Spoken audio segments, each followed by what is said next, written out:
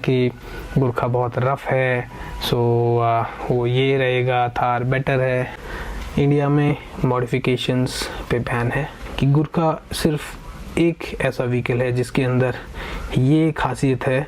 तो finally Gurkha book हो चुकी है, जल्दी ही लोन प्रोसेसिंग एंड डिलीवरी वगैरह की चीज़ें कंप्लीट हो जाएंगी। पर ऐसा हुआ क्यों? थार में क्या कमियां थी जिसकी वजह से ये करना पड़ा, या फिर गुरखा में क्या ख़ास बात थी कि गुरखा की तरफ हमारा रुझान हुआ? तो ये वाला वीडियो उसी से रिलेटेड है। तो दोस्तों, सबसे पहले सबसे इम्पॉर्टेंट बात, हमने इतनी सारी ट्रिप्स की थार के साथ, और उसने नॉर्मल ट्रैवल देखा ही नहीं उस गाड़ी ने। सिर्फ टूर्स, कोई 4000 किलोमीटर, कोई 5000 किलोमीटर, कोई कैसे रास्ते, कोई कैसी जगह, कोई कैसा टेम्परेचर, कोई कैसा टेम्परेचर। तो उसके बाद ये तो नहीं कह सकते कि उसने कोई कसर छोड़ी। बाकी उसके अलावा अगर परफॉर्मेंस की बात करें तो भाई परफॉर्मेंस भी फ्लॉलेस थी। और जो एक दो पॉइंट्स थे जहाँ पे मुझे लग रहा था कि शायद ये चीज़ें और होती उसके अंदर तो वो बेटर परफॉर्म कर सकती थी, ये हो सकता था, वो हो सकता था।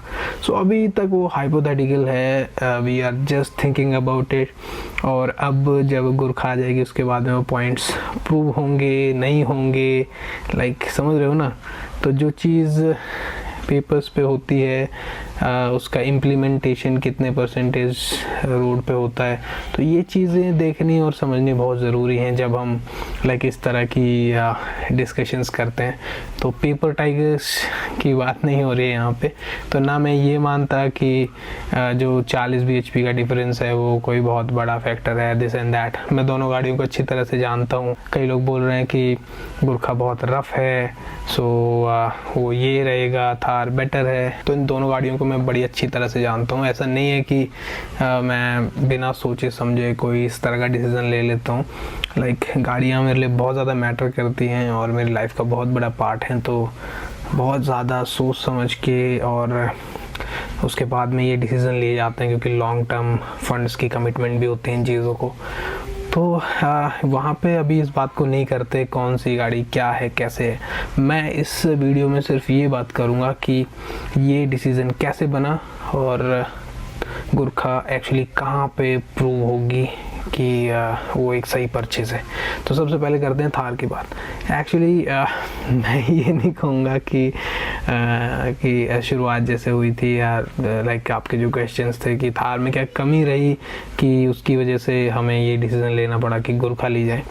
एक्चुअली थार इतनी बढ़िया निकली कि मुझे लगा कि उसको नॉर्मल यूजेस में भी लिया जा सकता है, और मैं उसको सिर्फ ट्रिप्स से ख़त्म नहीं करना चाहता था। एक गाड़ी है, उसकी एक लाइफ है। ऑलरेडी 25,000 किलोमीटर सिर्फ एक्सट्रीम ट्रैवल उसने किया है गाड़ी ने अब तक, और वियर एंड टियर होता है गाड़ी के अंदर। तो मुझे वो गाड़ी इतना पसंद आने लगी थी कि मैं वापस आता था हर ट्रिप से। उसके बाद में उस गाड़ी को मैं फिर से कन्वर्ट करता था एक नॉर्मल गाड़ी में, और मैं उसको ही चलाने की कोशिश करता था। मेरा यूजेस वापस आने के बाद में बहुत कम होता है, बट फिर भी कई बार मेरा मन करता था। मैंने एक आध बार किया भी उसको वापस कन्वर्ट, गाड़ी को नॉर्मल में सब कुछ उतार के फिर से उसको नॉर्मल रोड बाइस बनाने के लिए, क्योंकि अच्छा नहीं लगता इस तरह से आप गाड़ी को लेके जाते हो, फिर पुलिस को भी इश्यूज़ होते हैं। तो इस तरह के इश्यूज़ थे और मुझे उसमें थोड़ा सा हेक्टिक लगने लगा एक आध बार के बाद में। और फिर बीच में मेरा मन ऐसे करने लगा कि मैं एक और थार ले लूँ। जब वो गाड़ी एक्चुअली विंटर में थोड़ा स्टार्ट होने में इशू करती थी, तो मेरे मन में ये भी आया कि मैं शायद पेट्रोल थार ले लूँ। बट पेट्रोल थार के साथ इशू क्या है कि स्टार्टिंग इशू तो सॉर्ट आउट हो जाएंगे, गाड़ी तो ये भी बहुत स्मूथ है, डीजल भी ठीक ठाक चलती है। इस तरह की गाड़ियों को 150 पे तो हम वैसे भी नहीं चलाते, तो 100 पे अच्छा चलती है गाड़ी, 120 तक भी ठीक चलती है। तो जो मेरा मेन मकसद था वो था कि शायद पेट्रोल वाली को ज़्यादातर मैं नॉर्मल यूज़ में रख लूँगा। जो मेरे पास अभी गाड़ी है मैं उसको डिस्पोज ऑफ कर दूँगा, क्योंकि मैं ज़्यादा यूज़ नहीं कर रहा हूँ उसको, मुझे इसमें मज़ा आने लगा, या फिर मैं ज़्यादा ट्रिप्स पे ही रहता हूँ। तो इस तरह की चीज़ें होने लगी थी। फिर उसके बाद क्या हुआ कि जो रेंज है पेट्रोल की गाड़ी की और जिस तरह से प्राइजेज़ और इकोनॉमीज़ इस टाइम पे हिली हुई हैं, तो एक वो कोई अच्छा डिसीज़न नहीं लग रहा था पेट्रोल गाड़ी लेने का। तो वो चीज़ बैक ऑफ द माइंड थी, क्योंकि 200 किलोमीटर 250 किलोमीटर की रेंज उस गाड़ी की रहेगी, तो आपके हमेशा 50 लीटर फ्यूल अपने साथ कैरी करोगे, तो वो एक अननेसेसरी हेडेक लग रहा था। और extreme weather, super extreme weather कुछ महीनों का ही होता है, तो उसके लिए एक इस तरह की इन्वेस्टमेंट मुझे समझ नहीं आ रही थी। तो एक्चुअली आप समझ रहे हो, थार एक्चुअली कमी नहीं लगी उसमें। थार जो लोग पूछते रहते हैं मुझसे बार बार कि क्या ये नॉर्मल यूज़ में आ सकती है, क्या ये फैमिली कार हो सकती है, यार ये एक्चुअली बहुत बढ़िया प्रूव हो रही है धीरे धीरे, और बहुत लोग यूज़ कर रहे हैं, वो आपको बता भी सकते हैं।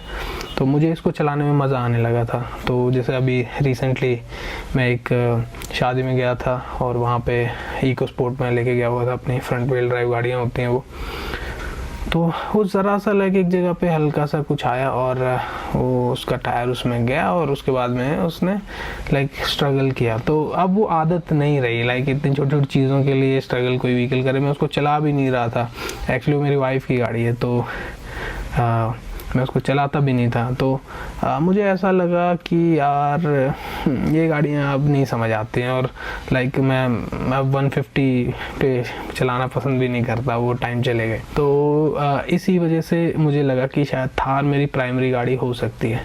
तो अब जब वो अपने आप को प्रूव कर चुकी है, अच्छी तरह से प्रूव कर चुकी है, बहुत लाइक हमने चेंजेस किए उसके अंदर, उसको वहाँ तक ले जाने के लिए जो लेवल हमें चाहिए था, पीस ऑफ माइंड भी, safety equipment, this that, better tyres, ये वो जो भी हमने किया, तो लाइक उसने बढ़िया परफॉर्म किया। I am really happy with that vehicle.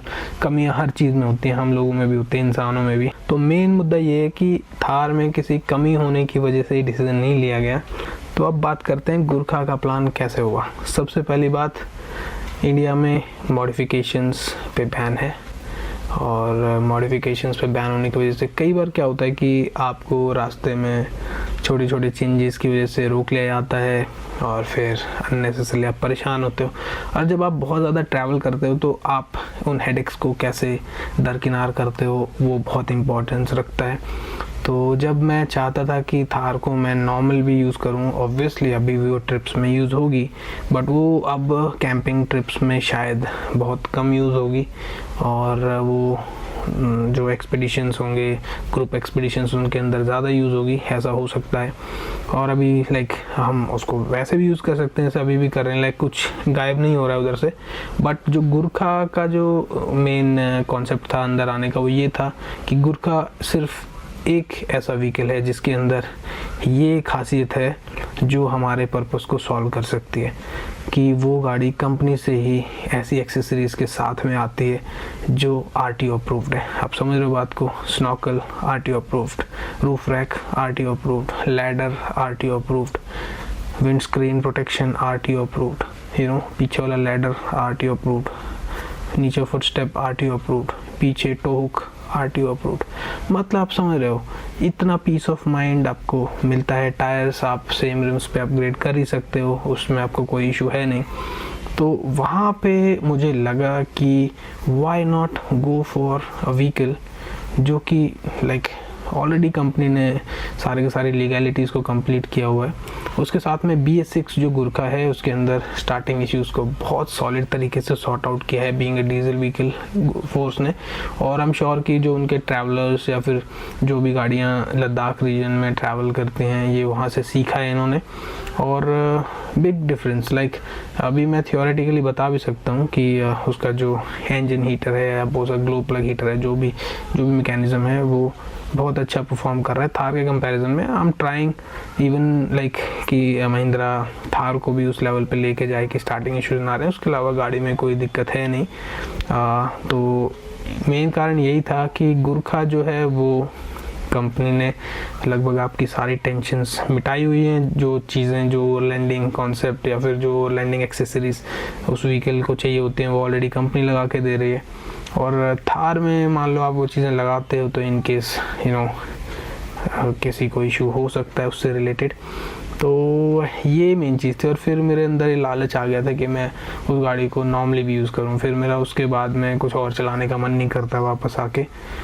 तो मुझे लगा कि शायद लाइक गुरखा को इधर शिफ्ट कर देते हैं, जो बहुत ज़्यादा ठंडी जगह रहेंगी। जब तक थार में वो सॉल्यूशन नहीं होता उस चीज़ का, तब तक हम लाइक उस जगह पे गुरखा को लेके जा सकते हैं। नॉर्मल वेदर में हम कभी भी किसी को भी लेके जा सकते हैं। तो उसके अलावा लॉकिंग डिफ्स भी मिल रहे हैं हम लोग को। सस्पेंशन तो हमने लाइक थार में भी अपग्रेड कर ही दिया है, तो it's riding so well now. Force का सस्पेंशन अच्छा था जब मैंने टेस्ट ड्राइव किया, बट वी नीड टू सी कि हमें कुछ ट्विक्स करने पड़ेंगे कि नहीं करने पड़ेंगे उसके अंदर। तो मेन बात ये थी कि मैं थार को ज़्यादा चलाना चाहता था, यहाँ आके भी चलाना चाहता था। तो मैं जब डेडिकेटेडली उसको लाइक हमेशा टेंट वेंट लगा के रखता था, तो यहाँ आके फिर मैं उसको यूज़ नहीं कर पाता था, और फिर चीज़ों को आके वापस उतारना, फिर एक्टिव हो जाता था, फिर ट्रिप बन जाती थी, फिर वापस लगाना। तो ये इशू बहुत ज़्यादा आ रहा था। तो मैंने सोचा कि लाइक गुरखा की तरफ शिफ्ट होते हैं।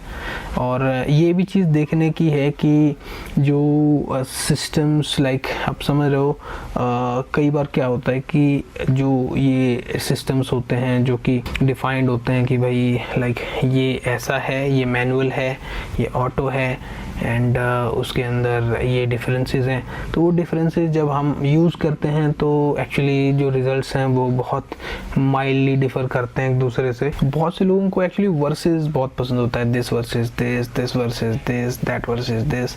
तो एक्चुअली मैं उस तरह से नहीं जीता हूँ यार। मैं व्हीकल्स की बहुत रिस्पेक्ट करता हूँ, चाहे वो किसी भी ब्रांड से हों। तो जैसे क्या रहता है, लोग लॉबिंग कर लेते हैं, मैं इस ब्रांड का फ़ैन हूँ, मैं इस ब्रांड का फ़ैन हूँ, और लाइक ये अच्छा है, ये बुरा है।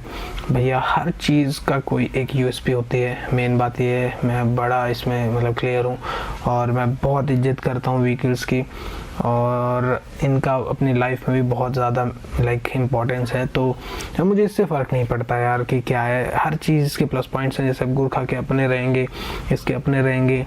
यस, गुरखा में थोड़ा सा रिफाइनमेंट का इशू रहेगा, इंजन थोड़ा लगी फील होगा, वो चीज़ें हैं। बट जब आप वहाँ पहुँच जाते हो हाईवे उसको छोड़ के, तो उसके बाद में जिस तरह का यूज़ केस होता है वहाँ पे वो फिट बैठती है, समझ रहे हो आप।